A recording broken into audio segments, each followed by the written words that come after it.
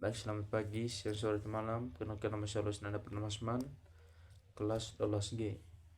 Pada video kali ini, saya akan membahas tentang rekonstruksi masa pemerintahan B.J. Habibie, yaitu presiden ketiga Indonesia, sebagai bagian dari periode reformasi Indonesia. Masa kepemimpinan beliau bisa dikatakan tergolong singkat, namun memiliki dampak besar terhadap perubahan sistem politik dan demokrasi di Indonesia. Pemerintahan B.J. Habibie adalah masa transisi dari Orde Baru menuju era reformasi.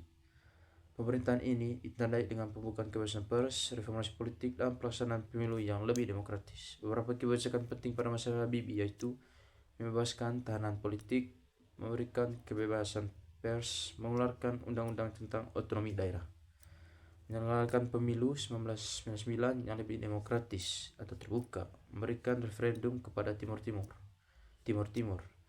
Siapa sebenarnya B.J. Habibie? Jadi, Baharudin Yusuf Habibie adalah presiden ketiga, seperti yang sudah saya katakan sebelumnya. Ia adalah presiden ketiga Republik Indonesia yang menggantikan Soeharto pada 21 Mei 1998 setelah Soeharto mengundurkan diri. Siapa tokoh-tokoh penting pada masa itu? Tokoh-tokoh pentingnya itu adalah Amin Rais sebagai tokoh reformasi, mahasiswa dan aktivis reformasi, para anggota DPR, MPR hasil pemilu 1999.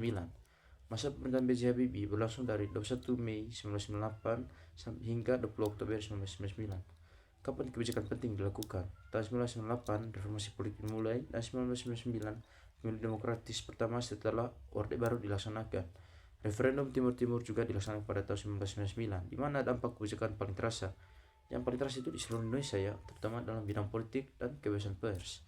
Daerah-daerah melalui penerapan otonomi daerah di Timur Timur yang akhirnya memilih mereka melalui referendum. Mengapa Habibie mengeluarkan kebijakan reformasi besar-besaran?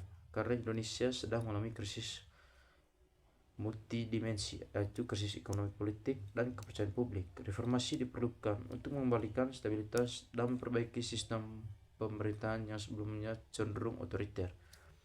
Mengapa dilakukan referendum Timur Timur? Karena adanya tekanan internasional ya, dan konflik berkepanjangan di wilayah tersebut. Makanya pemerintah memberikan pilihan kepada rakyat Timur Timur untuk menentukan nasib sendiri atau merdeka. Bagaimana Habibie mengatasi krisis ekonomi? Pemerintah bekerjasama dengan IMF melakukan restrukturisasi perbankan dan membentuk Badan Penyihatan Perbankan Nasional BPPN untuk memperbaiki sistem keuangan. Bagaimana dampak kebijakan Habibie terhadap masyarakat? Yang pertama itu dampak positifnya, demokrasi mulai berkembang, kebebasan pers meningkat, pemilu berjalan lebih transparan. Juga otonomi daerah memberi kewenangan kepada daerah. Dampak yang negatif yang dapat yaitu lepasnya Timur Timur dan Indonesia ya, dan juga kondisi ekonomi belum sepenuhnya stabil pada masa B.J. Habibie. Masa pemerintahan B.J. Habibie merupakan periode penting dalam sejarah Indonesia karena menjadi awal reformasi dan transisi menuju demokrasi. Meskipun hanya berlangsung sekitar 1 tahun 5 bulan, kebijakan-kebijakannya membawa perubahan besar dalam sistem politik, kebebasan pers, dan pelaksanaan pemilu yang lebih demokratis. Dari periode ini, saya dapat belajar bahwa dalam situasi krisis, kepemimpinan yang cepat dan responsif sangat dibutuhkan untuk menjaga stabilitas negara dan memenuhi tuntutan rakyat. Dari mana pada masa ini kita bisa melihat bahwa Habibie itu, walaupun jabatannya singkat, kita bisa melihat seorang itu bisa merubah sesuatu dengan jabatan yang sangat singkat, yang dimana itu demokrasi berjalan dengan baik dan juga sistemnya tidak bisa dikatakan juga ya buruk-buruk juga lah. Jadi di sini kita bisa tahu kepemimpinan yang singkat itu bisa membawa dampak yang besar, walaupun itu masyarakat masih ada yang mengkritik lah, karena mungkin B.J. Habibie itu melakukan kebijakan-kebijakan begini masih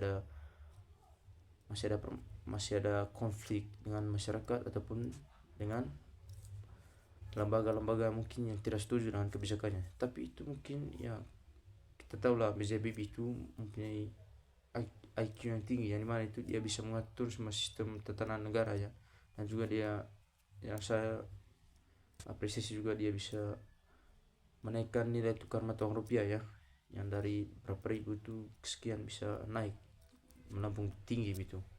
Dan di sini kita tahu bahwa kepemimpinan yang singkat itu tidak selamanya membawa dampak buruk, tapi juga mungkin membawa dampak yang lebih baik. Walaupun kepemimpinan B.J. Habibie itu bisa dikatakan sangat singkat, kita harus menghargai bahwa presiden ketiga kita itu punya rasa nasionalisme yang tinggi ya, dan rasa cinta tanah air yang sangat baik, dan bisa dikatakan dia itu adalah orang yang sangat mencintai rakyat dan negara. Mungkin itu saja pemaparan materi dari saya. Sekian dan terima kasih.